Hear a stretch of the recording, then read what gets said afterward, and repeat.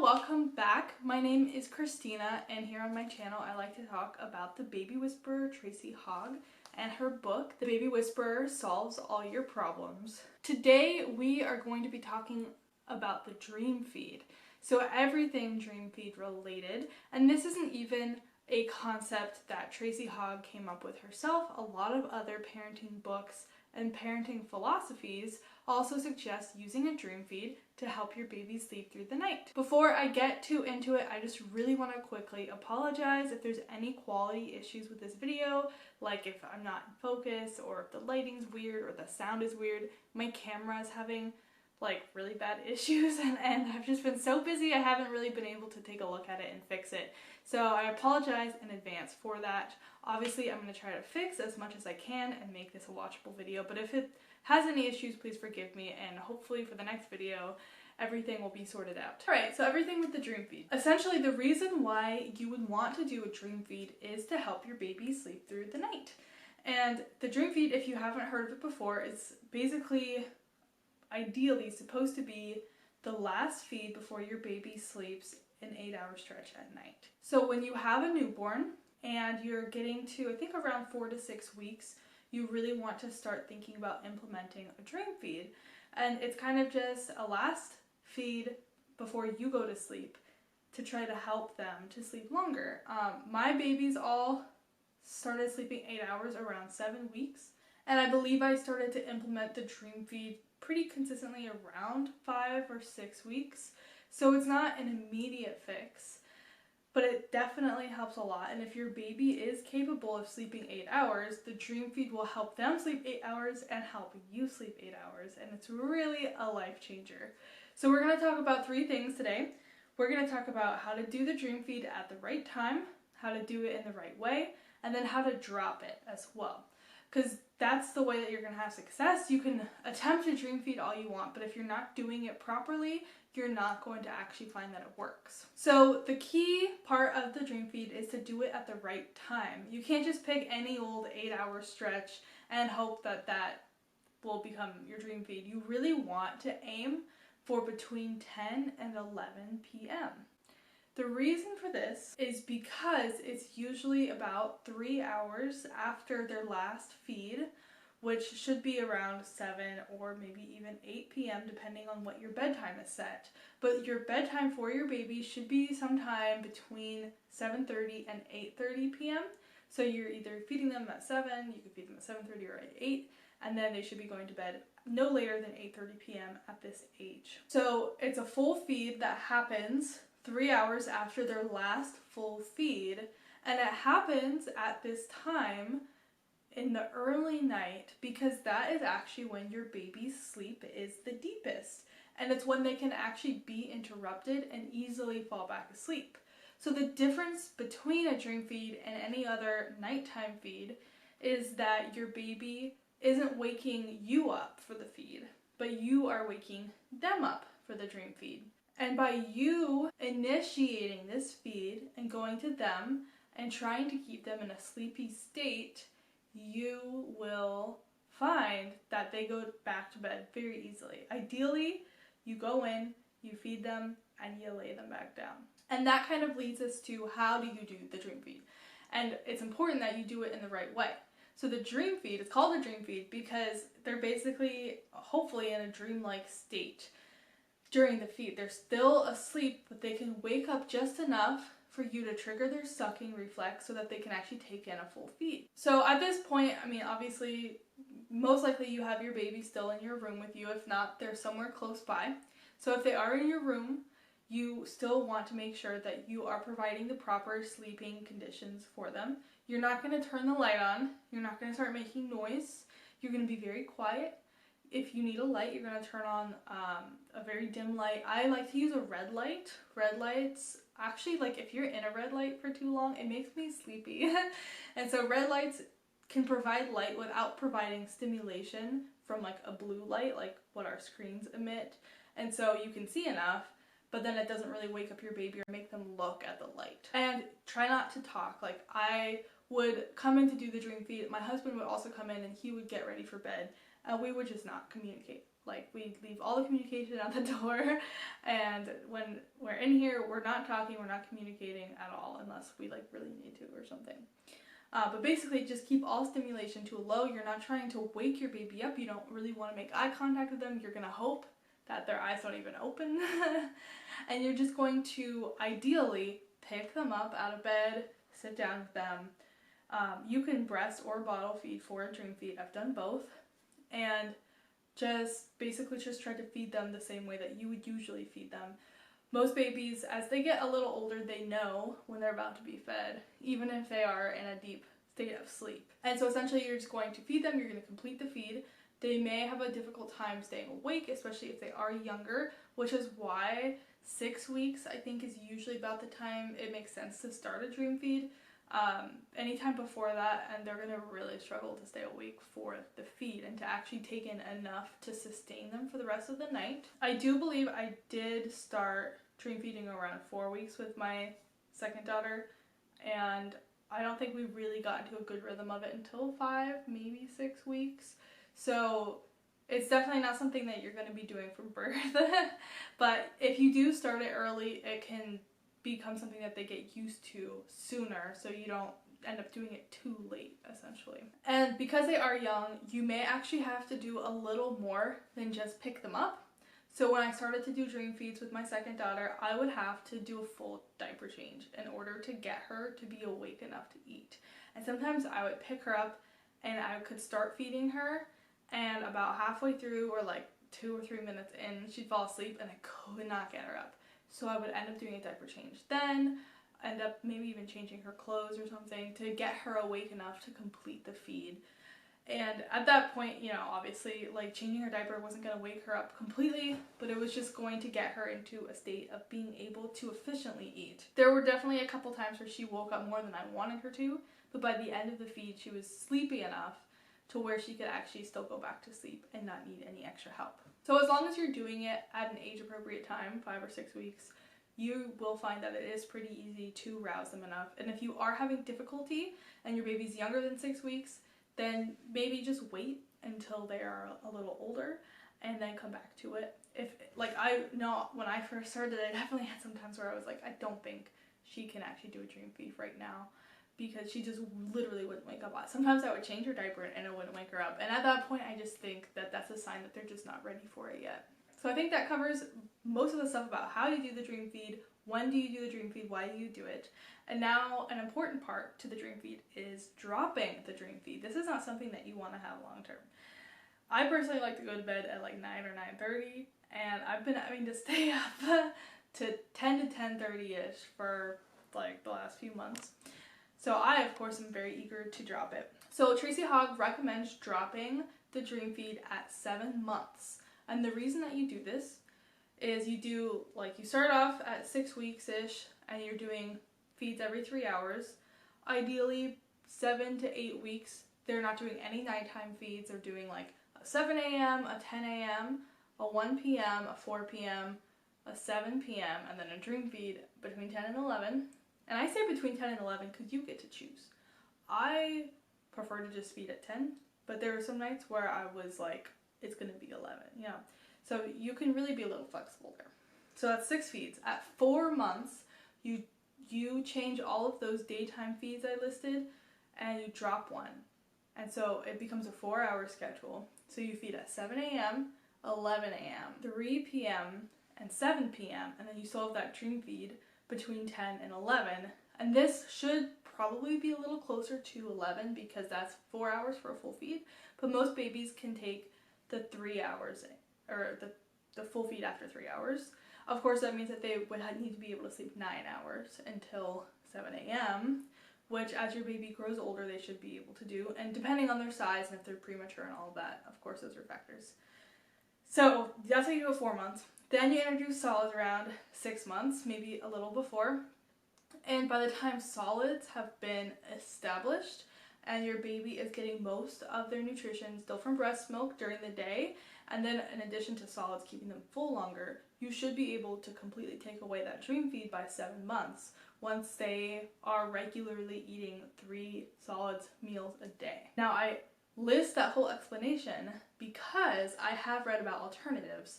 I believe it's Baby Wise, if you ever heard of that book.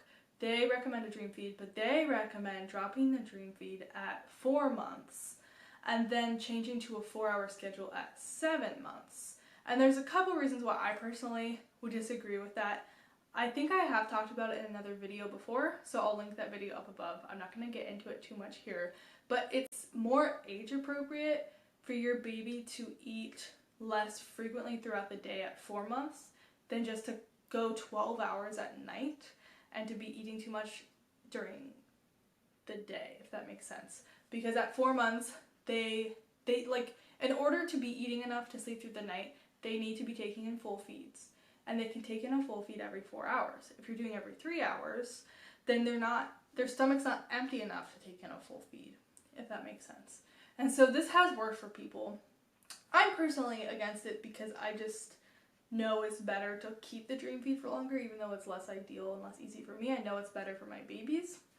But if you have an issue with the dream feed and you want to drop it sooner and you'd rather do 3 hours during the day, I'm not going to complain, you know. So if you prefer that as an option, you can do that. That would be still doing 7 a.m., 10 a.m., 1 p.m., 4 p.m., 7 p.m., and then that being it. And I don't think every baby can do that because your baby would have to go 12 hours without eating and they still wouldn't be on solids. And that's just so much during the day. It's so much better to just do 4 feedings a day, like, to give yourself a break, you know? Anyway, so that's when you drop it. And the way that you can drop it, there's 2 ways. The first way is you drop it slowly, and the second way is you just drop it cold turkey. With my first daughter, I decided to drop it slowly. I did introduce the dream feed to her at 7 weeks, and she almost immediately started sleeping through the night. Not consistently, but it was like a couple days after that she started sleeping through the night, 8 hours, and I was like, whoa, this really works. And I wasn't doing any other baby whisperer stuff with her.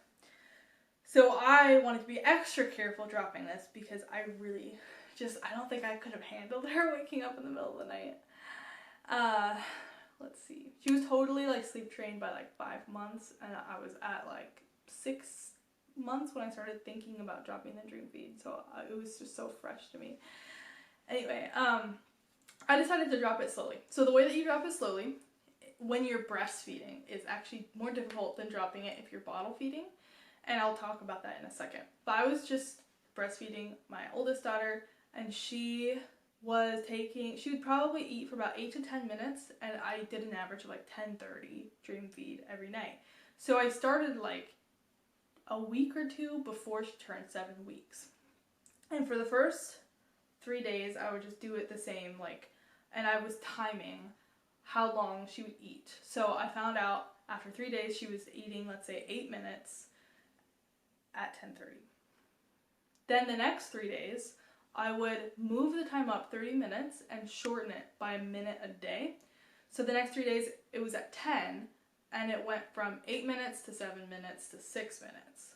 And then the next 3 days, it was at 9:30, and it went from 5 minutes to 4 minutes to 3 minutes.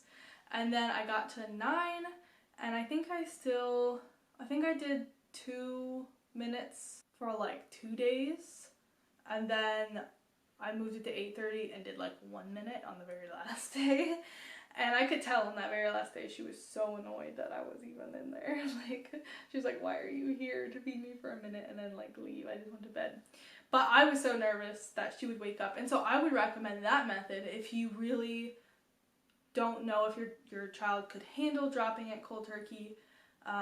If you really want to slow it down, you can go slower than that. You can go faster than that. You know, you can kind of get a feel. You could move it up to 9 or 9:30ish for a couple days, whatever you feel like is a good method. Or if, you know, you feed them an hour earlier, you can tell that they're good. Like, you could move it slowly and then drop it, you know. Anyway, just whatever you're comfortable with. Just don't go within an hour when they went to bed. Don't move it up, like, don't put them to bed at 7:30 and then go in there at 8 and feed them. Have it at least be an hour after they go to bed. And then don't do that for too long because that will interrupt their sleep. The way that you drop it quickly is you just stop doing it. So you're regularly going in at a certain time and then you just don't do it one day. I've heard stories of this where people just forget to dream feed their baby, but their baby didn't wake up, and then they just don't do it again, and it's fine. And I had a feeling that would probably have happened with my first daughter, but I just wanted to be extra safe. So now I come to my second daughter. She's literally turning 6 months next week. And you're like, well, okay, she's not ready for dropping the dream feed. I didn't think she was ready to drop the dream feed either. But my second daughter is very different from my first daughter. She's significantly larger, and she's such a baby. She's so cute. But she's the size that my daughter was when my oldest daughter was 9 to 10 months. And she's 5 months, almost 6 months. And so she's like a tank. And she actually started solids over a month ago. She was almost 5 months when I started her on solids, and she needed it. And I don't like to start solids that early. I would rather do it closer to 6 months. But I had to start early with her. And so she's been eating solids regularly for a month. She's been on a 4-hour schedule for 2 months. And she sleeps great. So this last week, I'm obviously not going to get into it. I've had a lot of like breastfeeding issues. And so I've been pumping a lot and giving her a lot of bottles, which has been really great. But I've been having to give her bottles during the dream feed. And last week while I was, like my husband and I, it was great. He could do the dream feed with a bottle. He was doing it for me for like the first time ever. He'd never done it before. And we realized she was only taking in 2 to 3 ounces during the dream feed. But every other feeding, she was going like 6 to 8 ounces. And she was eating 3 meals of solids a day. And so we were like, I don't think she needs the dream feed anymore. I honestly would have just kept doing it for another month or so. I was like, she can take these 2 to 3 ounces during the day. Like, she doesn't need it at night. So we decided, I think I spent another day, I moved that dream feed forward an hour, and she took even less, like 1 to 2 ounces at 9:30. And then she slept through the night and didn't ever wake up and make a sound. And then another part of it too is she doesn't wake up hungry at 7 a.m. We go in there, we wake her up, and she's fine. She's not like crying. She doesn't seem hungry. And even like she sees the bottle and she's like, oh, it's time for me to eat. And I forgot. Like she doesn't seem ravenous. So that was another point as well. But 2 nights ago, I just was like, let's drop it. And so we've had it dropped the last 2 nights. She's not woken up hungry at all during the night, and even in the morning doesn't even seem hungry still. And so she should be taking, she's hopefully redistributing that 2 ounces that she's losing and having that during the daytime. Now I'm back to like not just bottle feeding, so I'm not entirely sure how much she's eating during the day. But basically that's it. So I think she's good. I don't want to speak too soon. She could wake up hungry tonight. I'm definitely not going to rule that out. She could wake up hungry next week. I don't know. This is pretty early. I would not recommend this, but if you are bottle feeding, then it's pretty easy to see if your baby even needs the dream feed or not. Like, she's not taking in a full feed, so she doesn't need it, in my opinion.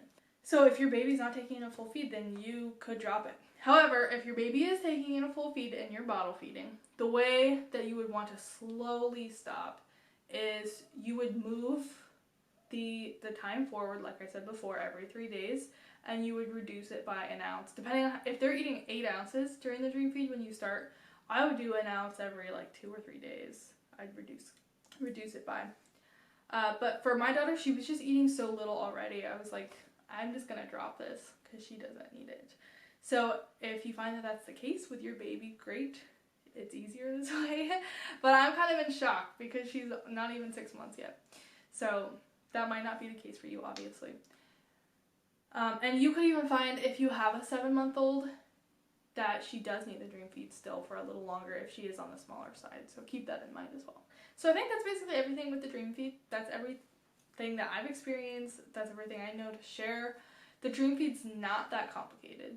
And it can be very intimidating when you first start it, especially if your baby's a little older than 6 weeks.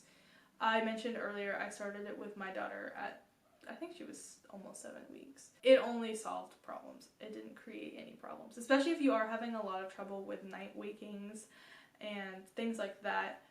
You really, it's only going to fix things. It's not going to make anything worse, I swear. Well, thank you so much for taking the time to watch this video.